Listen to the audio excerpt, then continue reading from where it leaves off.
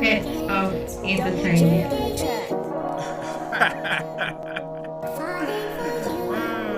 Back at it again. Hey. I do this for you. I do this for me. I do this for us. I do this for we. I do this for cuz. I do this for blood. I do this for I do this for kids. What's good? What's good with it? It's your boy Steph 9, and you have entered the Real Talks Topic Podcast with your boy Steph 9. Hats off CEO, brand ambassador, Signature Collection LLC, Schnazzy Incorporated. And today I just wanted to dive into a deep topic, man. I've been noticing, a lot of fuckery in the game, man. Today we really gonna talk about a very major topic. Let me get my notes together, because if you know me personally. I like to have facts, stats, and maybe a few video clips, just so we can, come together in the middle ground, as we say, about the overall mindset and what's going on. So today's topic is music, but in particularly rap music. What is rap music doing to the culture? What started off as hip hop has evolved into gangster rap, trap music, drill music, as Pimp C called it, gangster rap tunes. Jeezy told us to trap or die. Gotti gave us the cocaine music. Future don't even do the drugs he claimed, telling everybody else to do. Snitching, fake gang banging, it's just a lot to talk about and a whole bunch of different topics we can cover, but I just really wanted to get a start off point. And so I guess I'm gonna start off with my favorite of all time. Had to be Tupac himself. And this is gonna be a small clip of, what he said, and we'll be back. What I want people to know is that don't support the phonies. Support the real. You know what I mean? How can these people be talking about how they so real and they don't care about our communities? How can they be talking about what they all this, the hood, blah, blah, blah, blah. They don't care about our communities. You know what I mean? Listen to the words that people say in their lyrics and tell me if that's some if that's real to you. You know what I mean? Listen to what they saying. Don't just bob your head to the beat. Peep the game. And listen to what I'm saying. Hold us accountable for it. Where's the music going? Is it gonna get harder? Shit, I don't know. It depends on niggas' balls. If niggas got big nuts like me, it's gonna get way harder. But shit, if niggas got little nuts, it's gonna start getting back to a different type of rap. You know what I'm saying? Partying and fucking and all of that type of shit. Because that's what we talk about when they don't let us talk about what we really want to talk about. So it depends. You can listen to the radio and listen to what niggas be talking about. And if they start talking that crazy shit, then it ain't cool. If niggas still talking that thug shit, that hardcore shit, it's all good. But if they talking about like hidden, all that crazy shit, it ain't gonna be like that. Nothing's wrong with that, but there's something wrong with it if you think that's hardcore. You know what I'm saying? So how much influence do the rappers have on the kids that's out here right now? Ultimate. But see, some of these kids don't know that some of these rappers ain't like that. And that's the bad part. The good part is that some rappers who take that shit seriously, like me. You know what I'm saying? I feel as though everything I rap about, shit, anybody can check my card on it. And I gotta be able to show and prove whenever somebody wanna pull my card on it. And some of these niggas gotta do the same thing, but it ain't like that. You know what I'm saying? They screaming they soldiers in their music, but they not being soldiers in reality. So it's like, that's what's the bad part. Because some of these kids really believe you. They really doing that shit. Niggas be listening to tapes and knocking cops off and shit. You know what I'm saying? And that shit is deep. You know what I'm saying? All right, so we back. So that was your boy Tupac Amari Shakur, doing the interview, and like they asked, where he seen the music industry was going to. Well, we see where it's at now. I actually just seen a new Baby song with somebody else, and it's talking about getting head, and actually throat. They got a whole dick-shaped spaceship going into a Mount Rushmore of beautiful black women, and it's going in their mouth. They got women with just their head above the dirt. I'm not even gonna shout out the video. You know, if you know what I'm talking about, you'll see it. You know, because I ain't even trying to get to no more views because I mean, look at how we treating our ladies. You know what I'm saying? And then wonder why the disenfranchisement between the black male and the black female is going on. You know, and I'm a rapper. You know, I do music. You know, Hats Off Entertainment CEO. You know, I'll probably leave a link in the description to my music. You know, but once again, what is rap doing to the culture? So, you know, rap started off as hip hop, which is totally different than what it is today. And I guess we'll let someone that's from the original pioneers, you know, speak on that right quick, so we can get a. Like I said, we're trying to get a cohesion. We're trying to meet in the middle ground so we can figure out how, with all these black people getting so much money, how come we can't come together and use it for our own wealth, for our own good, generational wise? Because it ain't about us. It ain't even about our kids. It's about our grandkids and our great grandchildren. Because that's the only way. If we don't teach them to do better, how they gonna do better? You know? So this next video clip, KRS-One, one of the pioneers of what we call hip hop that transferred into what we have today as rap. Let's see what he has to say. Hip hop grew up in that.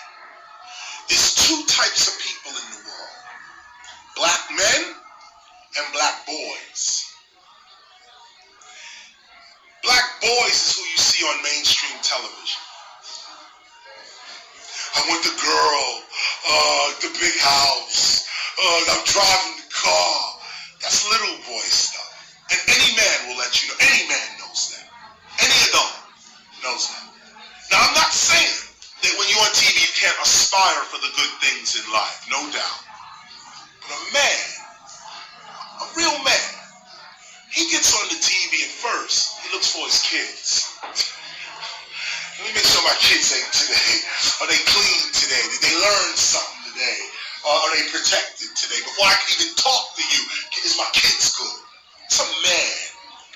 Is my woman good? Is she empowered?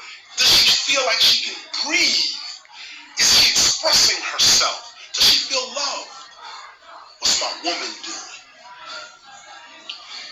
Most of the rappers you see on TV, they have no woman in their life.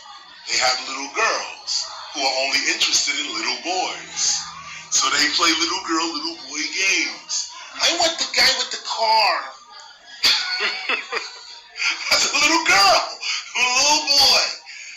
I can't argue with that. Leave all that over there, okay? There's a little girl, little boy arena that rappers play into. But the majority of us are men and women. The majority of us. So the movement starts with black men. So, change of scenery, but it's still your boy Steph 9, Hats Off CEO, and you've been welcome to my podcast, and I appreciate you showing up. Now, KRS-One, one of our pioneers, great pioneers of the hip hop industry and hip hop music in itself, had pretty much explained it pretty well. That there's two types of people in this industry. You have black men and black boys.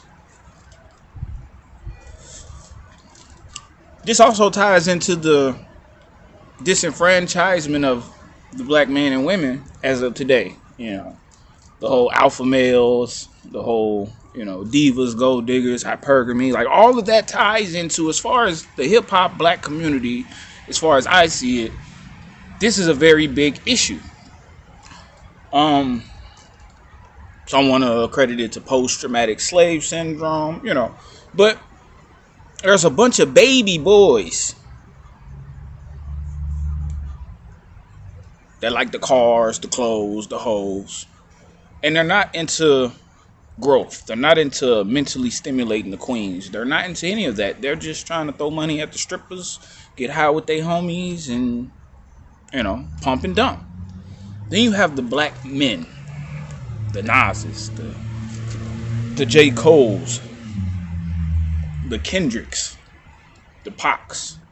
You know, now I'm leaving a few out in this list, but I'm just, throwing some names out. But there's no diversity in the music where we have any type of positivity. It's gotten so bad that, hell, I just seen a video. I want to say it's Da Baby, Lil Baby, the one that wore Pampers, that one. Did a whole song with somebody on it. I just recently seen it. Where they got a Mount Rushmore of women, a spaceship shaped like a penis, phallus, and they're going straight into the mouth. I think it's called Throat Goat, Throat God, some shit like that. Anyway, ladies that's buried up to their neck in dirt and just got their heads up like this. I mean, have we reduced our black queens to just their genitals? Is a man only worth his phallus and his wallet? According to hip hop, yeah. That's why Nas dropped the album years ago saying hip hop was dead. Because it died long ago. But you be the judge, I got daughters. And hell, earlier before or in the middle of recording this podcast, me and my daughter was having these talks. Like, are you listening to the words that they saying, or are you just dancing around to the beat? She said, Daddy, I really don't listen to the words. I'm like, oh, okay. Because what they're talking about is not anything that's going to help you in life, ever. And that's the problem. Like, we should be able to use the universal language of music to communicate positivity. Sure, we're angry. Sure, we're tired of this and tired of that. But where is the balance? And without balance is chaos. And with it being chaotic, we losing black rappers daily.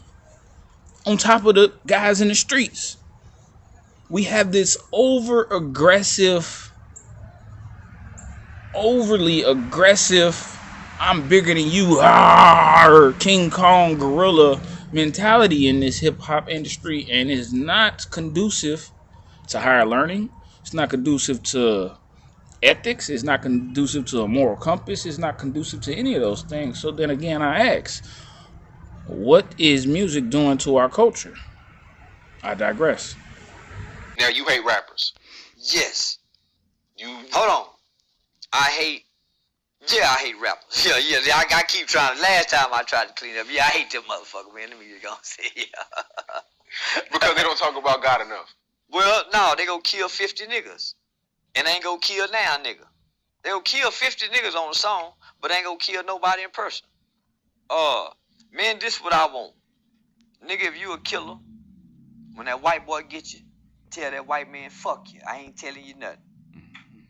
When they come offer you some time, and they say you getting 75 years, tell them, fuck you. I ain't taking nothing. Go to trial, stand up and tell everybody, suck my dick. Fuck y'all. And make them give you the death penalty. When it's time to go to the gas chamber, don't go to God. Don't accept God. Be down there the whole time. Fuck God. Nigga, you just walk it all the way through. Don't get down there, man, when that white boy gets you and you crying when he give you the cigarette and you want to make a confession and tell him everything. No, man, be hard. I need a hero. I need a nigga that when he kill and he bad with the white boy. So the rappers is only bad, and then they don't get out of character, right? They never get out of character. They promote number violence and killing of another nigga. Every black woman he talk about is a bitch. Now these niggas getting to the point where they don't even like their mama sound like no more in the lyrics. You know, used to be some Dear Mama songs. Men sound like these niggas don't even like their mamas no more. These the little boys that, spit on their grandmamas. They some unruly characters, homie. And they a bad representation and a misrepresentation to children. And they don't give a fuck about nothing. And they some lying motherfuckers. All they do is lie. They ain't got the money they say they got. None of them niggas show you no houses that's theirs. All them niggas is hoes in the industry that's getting pimped by the real motherfucking be pimps of the industry. But they present themselves to us like they some bad motherfuckers, and we believe them. To do what's in their own best interest. And if they think that cooperating, and most of the time it is in their best interest, they take advantage of it. 90% of the time? I'd go 75. Snitching. Ooh-wee. Feel sorry for you snitches. Like, first of all, don't you know when you come into this game, man, that you guaranteed death or jail? Don't you understand that anybody that's outside of this, outside of the game, they don't qualify, you know?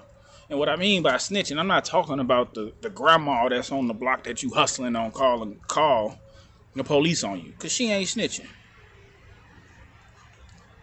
We talking about your homeboy who get caught up with you or get caught up later and be like, hey, such and such and such, such and such and such, you know. Because the truth of the matter is, they wasn't man enough to do that time. Now, I added that clip with Boosie in it, a couple clips, but the one about him when he came home, because what'd he do? 5 years? And he came back hard as a mug. We got to talk about Boosie for a second. What did he lose? A kidney? Cancer? The death penalty? Bro. I remember that song, I'm Coming Home. And then y'all remember that album where he was mad at his fans because he only sold 300 copies? He was pissed you niggas rather listen to it on YouTube than go ahead and spending $2, $3, $10 or whatever for his album. Because I bought the album. It was digital. I ain't buy a hard copy. I ain't have a CD player, you know. But that's just how it is. And to you new age cats, you love, you know, bubblegum rappers, you know, the Hickory Dickory Docs, the Migos, all these little niggas, man. I ain't gonna call you mumble rapper because I hear the words. So y'all not mumbling, y'all syllable rapping. I mean, it's cool, it's a little wave, but let me ask you, would you rather be a wave or rather be the ocean? Because I'd rather be the ocean than the wave, but it is what it is. You know, I come from an era where cats like Jay-Z will drop an album every 2-3 years and stay relevant. Y'all might not be, you know, Yo Gotti fans, but I'm telling you, the Cocaine series, 1 through 7, you know, Trap or Die, 1 and 2, maybe 3, you know. He started to get a little more corporate thugging, corporate America when he, you know, but I mean, he was trying to separate himself from an institution that was going to get him locked up forever. Now, was he snitching and all that? I don't know. But ain't nobody brought up no paperwork as far as I seen. You know, now, Blue Da Vinci, on the other hand, now, it was some paperwork against him. You know. C Murder, BG. These are all cats that stay solid and are still locked up today. Because they wouldn't tell on nobody else. You know, that's manning up. And what we mean by manning up is still in the same prospect of men. We got to man up with our women, with our kids, and that's going to be the next episode of the Real Talk.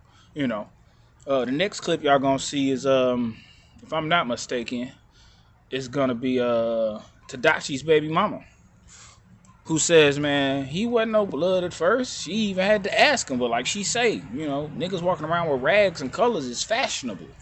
It wasn't fashionable where I was at. It ain't fashionable when I was younger. If you was on this side of town wearing the wrong colors, bros was gonna check you, hit your pockets and all that. So, you know, all I'm saying is y'all gotta understand, man, you gotta know the rules of the game, whatever game you in. And to tell y'all the truth, as much people tell y'all this game is chess, not checkers, I'm gonna tell you the truth, it's neither one. It's Monopoly. It's the one with the most assets at the end of the game that win. Not property. Well, property can't be an asset. Not cash. Because cash don't rule everything around us no more. Cash ain't worth shit. It's not. So, you know, just remember these things, man. The science of life, man. And we were the original prophets. We were the original astrologers. We were the original scientists. We were the original mathematicians. We were the original philosophers. And we did that oracally. Not orally, but oracally. And what I mean by oracally is that we were oracles. When we spoke, it came into existence. You know, y'all remember Drake when he first dropped his albums? He wasn't as rich as he is now, but he was speaking as if he was, and it came into existence. You know, these little cats now, man, they rather go to jail to get clout. Nigga, you 13, 14, 15, 16. What you gonna do but get ass fucking fucked in jail by these 40-year-old men? You coming in that motherfucker all pretty and shit, with your hair all nice, nails all nice. The fuck? That's for another podcast, man. It's your boy Steph now. Okay. Before then, has he ever claimed blood or gangs or anything else like that? No, he was cool with some Crip dudes, but not that he was claiming it. Okay. Did you feel that this is potentially dangerous long term to be associating with that type of thing? No. It's actually pretty normal. You see dudes walking down the street flagging all the time, you know? So it's just like, at least where I'm from and where I see it, like, it's things like that are for fashion. Anybody's blood at this point. You know, anybody can fucking gangbang at this point. That's how I see it, especially if they were letting him do it. Was in that gang culture, and then you see dudes like Wayne throws up blood all day or whatever, like a lot of artists do. And like what, you know, obviously there's the video of when Wayne and Baby were in LA, 40 Black was running up to the car like, what's up now? And so like when you were out of the game or even now that you're in the game, like the body that rappers would be throwing up sets or whatever it was when they just... See, to me, that's not my concern. Yeah. Like, I got an opinion about it, but that ain't what my concern is. Like, right. if you a 35-year-old nigga, 28, 30 years old, and you decide you're gonna pick up a rag and start banging, and that's, you can look yourself in the mirror, and you still feel like you a man, that's cool, do your thing. Yeah. My concern is the niggas that's really in this shit. Yeah. The niggas that really come from this, that really dealing with this. That's my concern, you know what I mean? Right. So, I'm more focused on giving solutions and, right. you know what I mean, giving inspiration more than anything. So, you know, to answer the question, like, I got an opinion about it. I feel like it's frozen. Right. Straight up. Like, if you wasn't put on to this shit, you wasn't courted on, you ain't going to the back of the buildings and fight, you know what I'm saying, your homies and get put on. Right. You not from a gang. Right. Not only are you not from a gang, if you ain't, you know what I'm saying, press a line and put in work, not necessarily kill nobody, but, you know what I'm saying, put yours on the line. It ain't just you a blood when it's convenient, because you got a camera and it look cool. Yeah. When you around 100 Crips, you still a blood. Right. You know what I'm saying? When 40 Lock and them run up on you, you still a blood. Yeah. And I ain't talking about Wayne. Yeah. I got respect for that movement. I like the dude as an artist. Of course. But I'm just saying on some gangbang shit, Yeah. when you go to the county jail and you walk in a court tank and there's 50 of your enemies, Right. you still gonna say this 60s. Yeah. Or you not a gangbanger. Right. You just, your homies gonna hear about it, they gonna beat you up, kick you in your ass, and you was for nothing. Right. You know what I'm saying? So, I know in the real world of this shit, a lot of niggas wouldn't make it and wouldn't last. Right. So, When you see where hip hop glamorizes gang life, when you see hip hop glamorizes prison and so forth, how does that make you feel when you see that? Well, when it comes from people who really been a part of that life and, you know, grew up around it or, you know, got pulled into it at some part of their life and really lived it and not just was familiar with it because they seen Pookie and John doing it around the corner, but they was really had they, you know, running to school with their backpack on, you know. I mean, if you was really a part of it and you did it and you want to speak on it, you know, I just suggest, you know, you don't give up too many details, you know, about, you know, the incidents that took place and that sort of thing, and just do you. But those who perpetrating and imitating and just, you know, I mean, hey, it's entertainment, you know, and at the same time, you know, I have the right to, you know, speak against those who I feel that's, you know, that's misleading people because they don't really know what they're talking about. So, you know, I shoot shots at different people who I feel that's not authentic but perpetrating like they are. And, you know, I don't really agree with the people who perpetrate G's because that's my lane. I'm a real G. So quite naturally, if a fake G come in my lane, it's like a buster coming in my hood, you know, looking the part. And I'm like, hey, man, what you doing? I'm just over here trying to visit. I'm like, wait a minute, man, what you doing all this? Oh, you playing. You know, I'm at to get it. Bits of entertainment.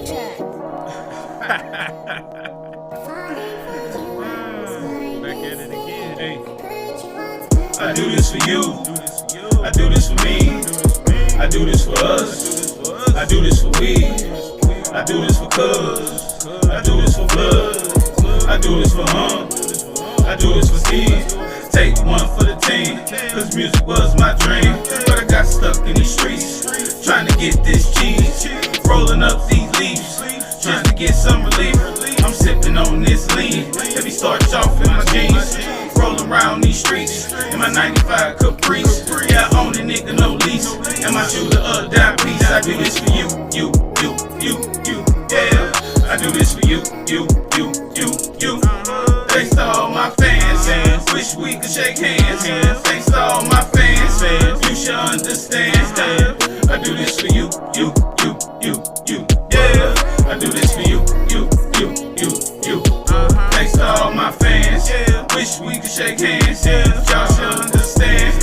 Y'all know I ain't playing. I do this for you, yeah. I do this for you. I fell in love with the game, started stacking my change. Think about that long money and how the stocks exchange.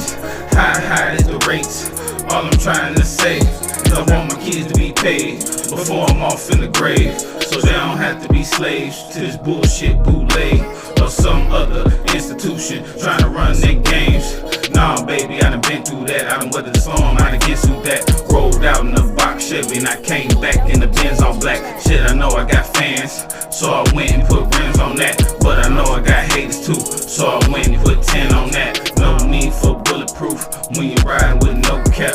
Nah, I ain't slipping, nigga. Yeah, I always ride strap. Yeah, I got kids to feed. I got a queen to please. I got fans to need. Music that's quality. That's my philosophy.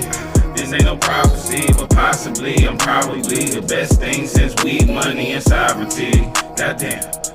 Since weed, money, and sovereignty. Goddamn. I do this for you. Yeah. I do this for you.